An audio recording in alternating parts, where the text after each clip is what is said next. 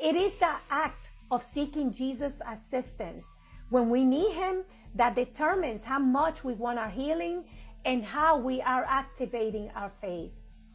In our humbleness, we must admit that our faith is not that strong.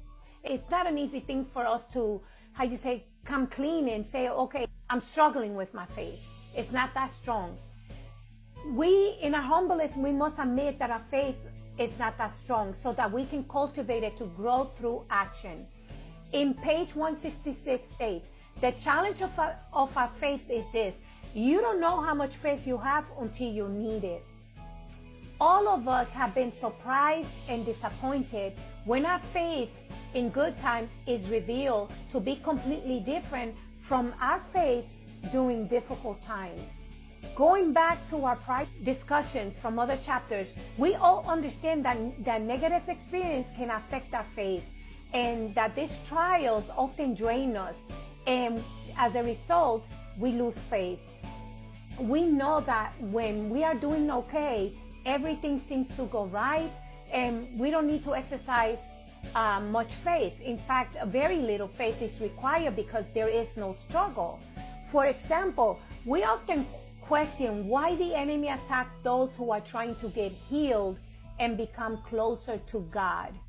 The enemy doesn't attack something that he already has control and power over.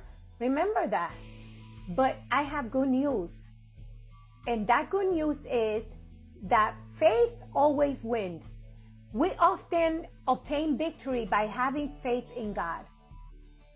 This book provides several examples of remarkable acts of faith, and the first one is found in Hebrews 11, verse 22. It shows the faith of Joseph.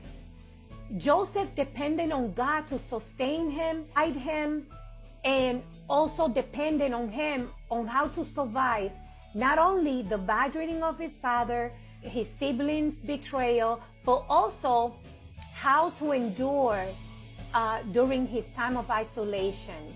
So remember that he had all these things that he was battling with that he had to overcome. The Lord was with Joseph in his most darkest moment, and this can be found in Genesis 39, verse 2 to 21.